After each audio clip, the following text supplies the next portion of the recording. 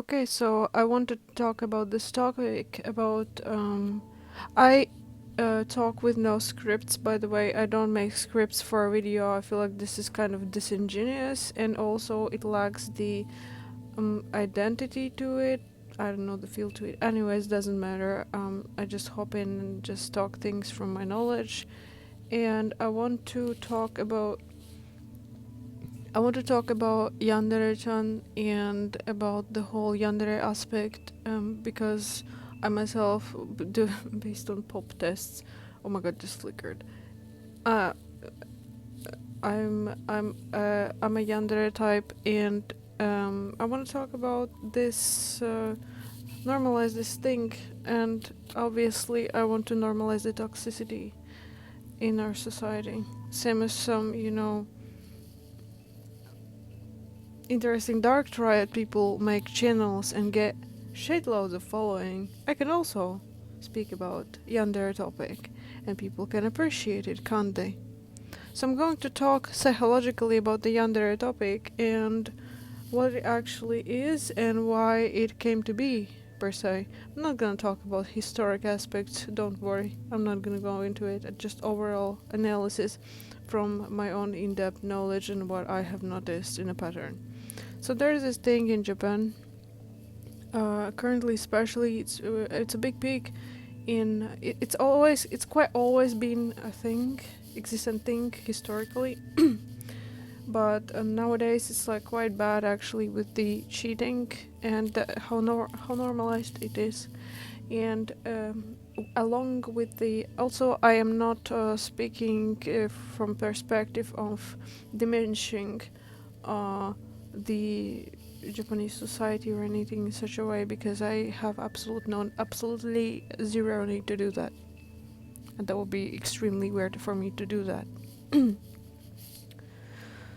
So, from years of experience and interactions and a lot of societal, cultural things, uh, personally, that's a disclaimer though, I've never been to Japan because I'm broke enough not to go there.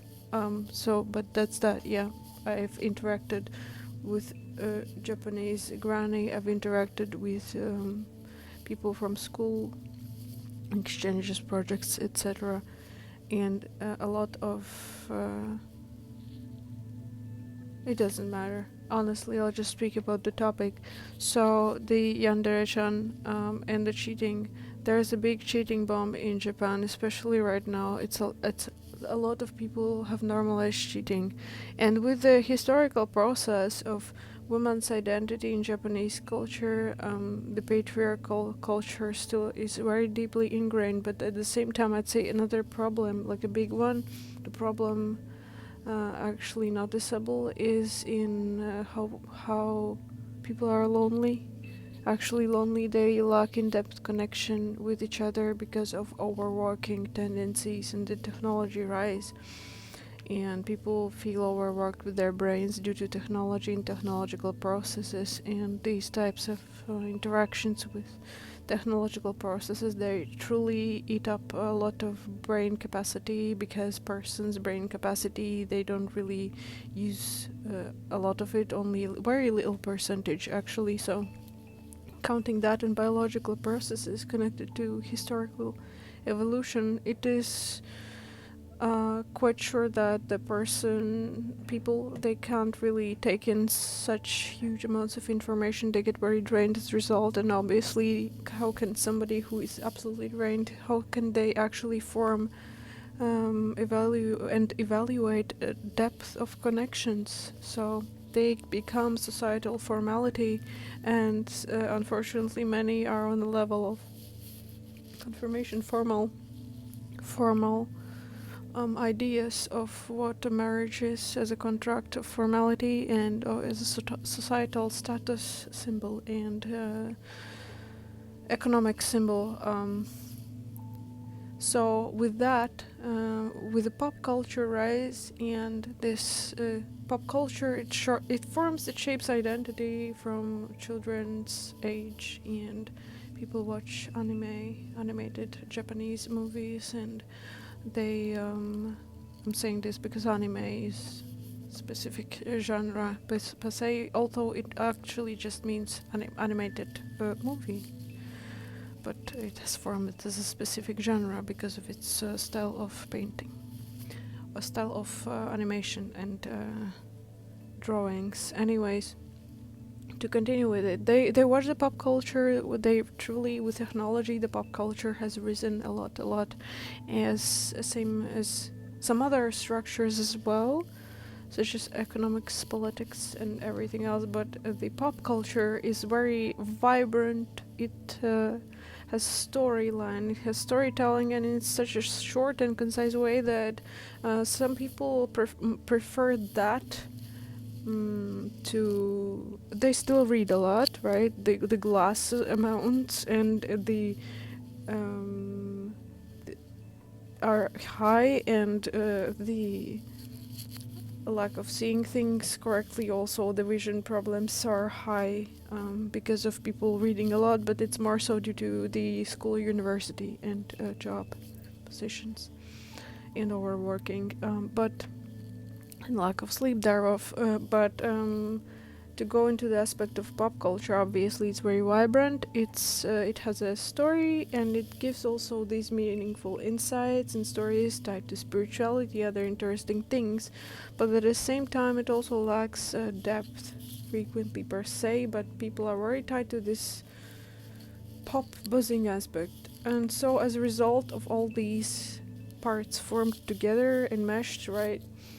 There is this result of people going for something surface level, but that is bright in experience, and at the same time they lack the depth, which is a big subdued and basic problem, because if a building consists of blocks, that's the basis, and the people need in-depth for psychological bonds, and unfortunately due to that formal marriage aspect, many people cheat, and especially men, although I've heard that women cheat a lot too. From I haven't spoken, interacted with people about cheating, but I've seen the documentaries, I've seen the statistics, I've seen also various opinions on social media, various platforms, and I've formed this shaped overall opinion that women also cheat there, but it is a big problem mostly of males, and the rise due to that lack of in-depth connection, right? What is the counter essence to the lack thereof? That will be coldness, right? That will be more so tsundere aspect, or the coldness. Although can't say that it's it's one of the coldest personality types per se, but what is the counter aspect to the coldness? The counter aspect to the coldness would be this very wanting to get in touch, wanting to grab, wanting to be intense, and this lack of deep connection thereof. It balanced vastly, same as we can see in, for example, fashion in history, in Rococo period, how it jumped to absolute top and then to the lowest, to minimalistic aspects after it. We can witness this same shake-up, sudden contrast, because of this despair in our desperate position. And the Yandere aspect is the craving for depth, this intensity, and that's the longing for in-depth connection, and lack thereof for prolonged, usually periods of time. And this is what we see exactly enmeshed into the culture itself, that people are very overworked and they lack thereof of deep emotional warmth, connection, emotional response, and a deep emotional response. So the lack of such a deep connection goes to this intense level, right? And to continue, I actually think I just literally explained everything and the video there, and like that's yeah, it's like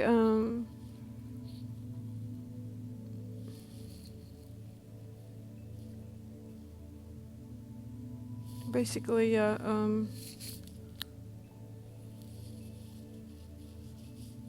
what else can I say and add?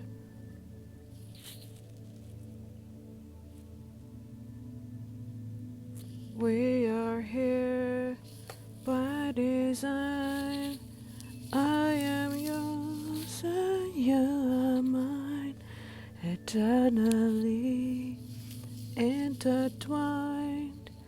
This Eden is our paradise forever. Oh my god, that actually brings me to the topic. I don't know, I just started intuitively catching on songs. It's Eden by Celldweller or one of his projects. Wait, I think it was. It wasn't Circle of Dust. No, that's more like brutal and the themes of like entropy and stuff. No, it was different. I think it was Celldweller. Anyways, one of his projects. Oh, Scandroid. Okay. So basically, it ties me to the topic of like Blade Runner and these colorful idealized pixels and everything, and but the loneliness at the same time. Do you remember the meme? The meme. You seem lonely, or something like that. There was this meme. Yeah, that's like the biggest and craziest hit of that moment, and yeah, that's a big problem. And so the Yandere is a counter aspect of it. It's like this in-depth, like explosion. It's like, you know, like this typical timidness and closed sense and explosive counter reaction. That's the counter reaction to the external pressure of this resulting diminishment of societal connection, but specifically not like surface level, but in depth and at something that is like true and in depth. Another aspect of Yandere is right. The usual is like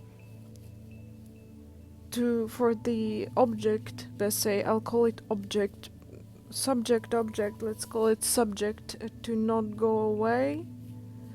I'm not calling it subject because I'm diminishing to some labrat, just it's more practical to name it so. For the subject to not go away. And, okay, some negative responses already due to this choice, but that's theoretical explanation, so. Okay, for oh god. For the subject not to leave, and the subject of main interest, and another thing I want to count in and add is that to have a favorite person is actually not being borderline. It's super unhinged that people are claiming this with some idiotic therapy talk. We have truly strived away. It's like that meme. Every day we strive further from God. Literally, it's that meme. My favorite meme again, intact, because it's the freaking truth. They're super unhinged telling this, and they're just embracing the lack thereof of in-depth connection and having a favorite person, and that is an in-depth connection. When you have favorites, when you actually like something, you compute that way, you understand that way, you are enmeshing, linking, etc. If you don't have it, you become more cold, sociopathic. The traits, not like diagnosis, but traits. So as a result, this is what we're witnessing actually in many places. But as a result, yeah. So for the Yandere has the aspect for the favorite person not to, for the main object not to leave and to be there, and this is that enmeshed sense of uh, something being of the permanency, the striving for it that is enmeshed in the culture, understanding that things have to be should be permanent, which is also the striving for the favorite to be permanent, because when we like something we want it to be permanent, don't we? As a child, if we sit down, and as a child we have very imbued subconscious, the id, lower subconscious, very primitive reactions. If you take away their favorite food or favorite plushie, they will start crying.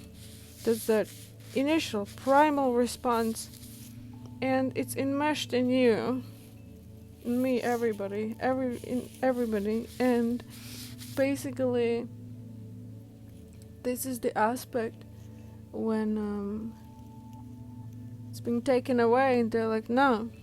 But Yandere has this primal aspect, very enmeshed and breaking out. Something that's been subdued, breaking out. And that's also the breakout out of the system, this willingness to break out of the system, this willingness to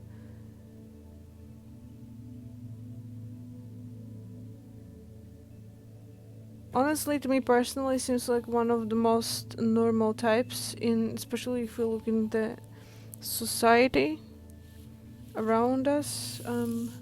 Seems quite normal to have a favorite person and actually want something that is favorite to stay there and not be like, I'm gonna just drop it because, you know, like, I don't know, Katie told me so, someone told me so, or like, I don't know, that's because it's not normal to have favorite, because it's normal to just drop it off like whatever, like everyone does it, you know, like, it's like crazy. And I'd say that Yandere counter aspect is that they're crazy with their own idea of this craziness, because it's more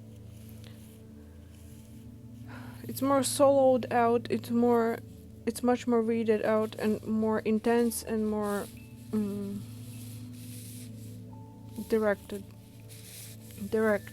And from, if you know about instinctual stacking and instincts, the responses such as it's usually tied into enneagram, another aspect. They like to analyze these two aspects thoroughly together. But the instinctual stacking, you can look it up. Yandere is very SX slash SO or SX slash usually SP. Yeah, SXSP. Because it's a very two types, I'd say. So S6SP would be more self-preservational and very intense, primal, subdued type of desire showing, very direct. Also, both are very direct, but like S6SO would be more outwardly expressive, social, because SO is social aspect. So more socially inclined to express, more socially inclined to connect. That's that. What else here?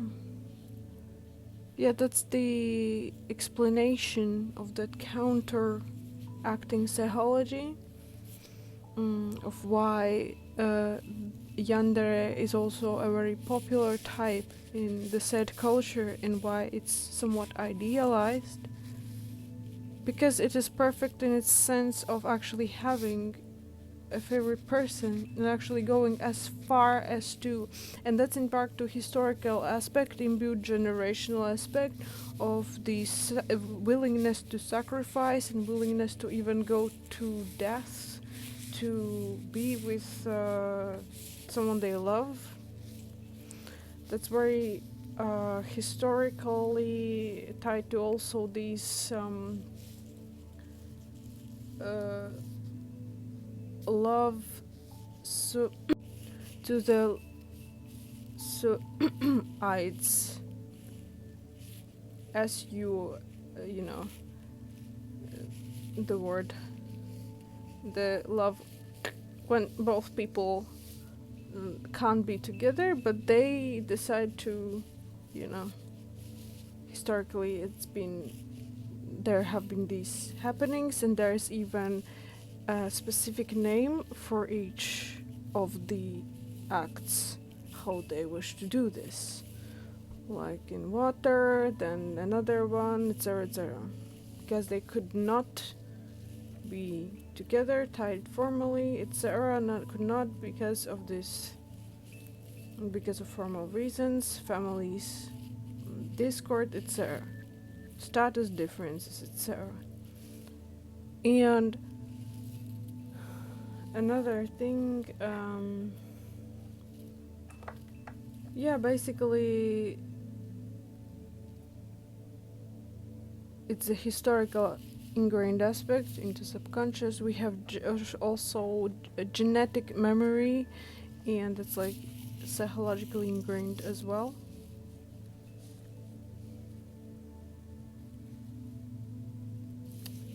And that's a whole aspect, basically. What else can I add? This is why it's like quite idealized in its nature. And as you can notice, somewhat more than other, because there are many of like restricted individuals in the culture, and those who lack in-depth connection. And lacking in-depth connection means they lack intensity. There's no soulful intensity, there's no soulful enmeshment. And Yandere frequently goes on about like these considered crazy talks about like soulful enmeshment. Oh my gosh, like I don't wish to be under your skin, I wish I could crawl, like blah blah blah, like these diaries that they make in these stories, etc. It's idealized because it's this expression, this poetic measure that they lack thereof psychologically, this intensity. And intensity is not just desire, it's this enmeshed willingness to sacrifice, willingness to go as far as to do crazy things. And but people lacking societally this in-depth connection, they look at it and they're like, yes, this is very intense, and this is very vibrant, and it connects to them in such a vibrant, shocking way that it brings them contentment in parts of it, or the parts that they societally, culturally lack thereof, especially subconsciously, that they cannot consciously analyze, or that they can consciously analyze but still they lack physically in presence in 3D material physical space in reality, okay, societally. So that's that. Okay, that was a little psychological analysis of why per se Yandere-chan is so idealized and why it's so yeah, that's all. I hope you found it informative. Bye.